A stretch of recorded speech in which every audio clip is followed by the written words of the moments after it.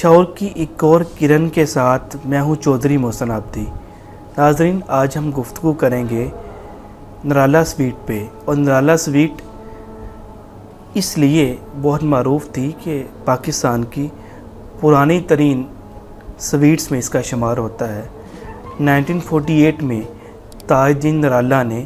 اس کا آغاز لاہور سے کیا۔ یہ ایک کشمیری فیملی تھی اور لاہور میں انہوں نے جب کاروبار شروع کیا تو خصوصیات میں سب سے اہم یہ تھا کہ یہ دیسی گھی کا استعمال کرتے تھے، اور اکثر اوقات حلوہ پوڑی ان کی اتنی زیادہ معروف تھی کہ دور دور سے لوگ حلوہ پوڑی کھانے آیا کرتے تھے۔ یہ قدرت کی خاص عنایت تھی۔ تاج الدین نرالا نے اس کام کو بڑھایا اور آہستہ آہستہ ان کی برانچز بڑھنا شروع ہو گئیں، پھر یہاں تک کہ تاج الدین نرالا کے فوت ہو جانے کے بعد یہ کاروبار اس کے بیٹے احمد فاروق کے پاس آیا، اور احمد فاروق نے اسے بہت زیادہ دوام بخشا، یہاں تک کہ پاکستان نہیں بلکہ بیرون ملک بھی اس کی برانچیں کھلنے لگیں۔ اب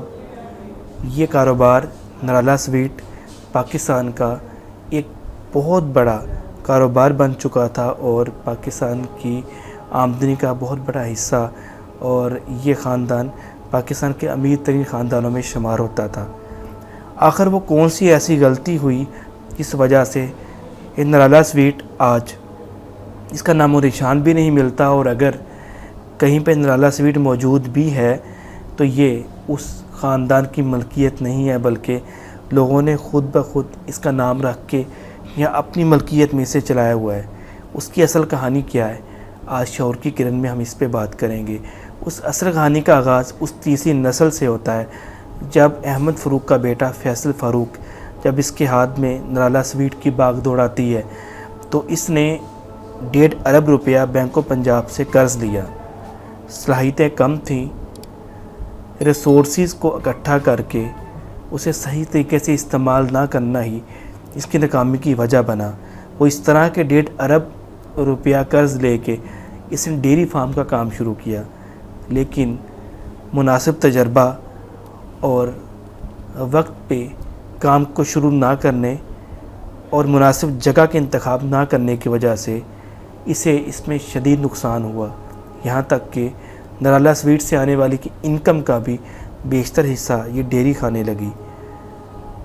یہیں تک معاملہ نہیں رکا، بلکہ معاملہ بڑھتے بڑھتے اس لیول تک پہنچا کہ اب وہ سود جو بینک آف پنجاب کو انہوں نے 1.5 ارب روپے پہ دینا تھا، وہ دینے کے پیسے بھی ان کے پاس موجود نہیں تھے۔ چنانچہ 2014 کے اندر ان کی فیکٹری کو اور نرالا سویٹس کی تمام شاپس کو بینک آف پنجاب نے نیلام کر دیا۔ اس طرح اب وہ فیصل، اس کی عمر 70 سال ہو چکی تھی، آج کرائے کے مکان میں رہتا ہے۔ اور وہی نرالا سویٹ جس کا ایک وقت میں پوری دنیا میں نام تھا اور پاکستان کی وہ پہچان تھی، آج شاید اسے کوئی بھی نہ جانتا ہو، اور اگر جانتا ہوگا تو وہ اس مالک کی ملکیت نہیں ہے جس نے اس کا آغاز کیا تھا۔ آج کی شعور کی کرن میں ہم آپ کے ساتھ شیئر کرنا چاہتے ہیں کہ وہ لوگ جو ریسورسز کو مینیج نہیں کرتے، یا جو سمجھتے ہیں کہ زیادہ پیسہ آ جانے سے ہی کاروبار ہو سکتا ہے، ان کے سامنے بہت بڑی مثال نرالا سویٹ کی اس تیسری نسل کے اس مالک کی ہے جس کا نام فیصل تھا، کہ وہ اپنے 1.5 ارب روپیہ قرض لینے کے باوجود بھی، حالانکہ اس کا باقی سرکٹ نرالا سویٹ سے چل رہا تھا، اسے مینیج نہیں کر سکا۔ تو ہمیں چاہیے کہ ہم سود پہ کم سے کم چیزیں لیں، کوشش کریں کہ اپنے ریسورسز میں رہتے ہوئے چیزوں کو مینیج کریں، اور کیونکہ وہ بے برکتی جو سود کی وجہ سے انسان کو آتی ہے، وہ یقیناً اللہ تبارک و تعالیٰ خود فرماتے ہیں کہ میں اعلان جنگ کرتا ہوں اس کے خلاف جو سود لیتا ہے۔ تو یقیناً یہی ایک معاملہ تھا کہ سود کی وجہ سے اس کاروبار کو بھی اتنا بڑا نقصان ہوا کہ آج اس کا نام و نشان نہیں ملتا، بلکہ وہ لوگ جو کل ارب پتی تھے آج کرائے کے مکان میں رہ رہے ہیں۔ تو ہمیں زندگی کے معاملات میں کوشش کرنی چاہیے کہ ہم اپنے کاروبار کو بڑھائیں۔ ریسورسز کو بڑھانا، کاروبار کو بڑھانا، آج سے زیادہ اگلے دن میں انکم کمانا اچھی چیز ہے، لیکن ریسورسز کو مینیج کر کے چلنا زیادہ بہتر ہے، بجائے اس کے کہ ہم کاروبار کے لیے سود پر قرض لیں اور پھر قرض کی ادائیگی نہ کر کے اپنے اس کاروبار کو بھی تباہ کروا لیں اور بے برکتی کا ایلیمنٹ شامل کر کے اپنے آپ کو کرائے کے مکان تک لے آئیں۔ امید ہے آج کی گفتگو آپ کو پسند آئی ہوگی۔ یہ گفتگو صرف نرالا سویٹ کے مالک کی نہیں ہے،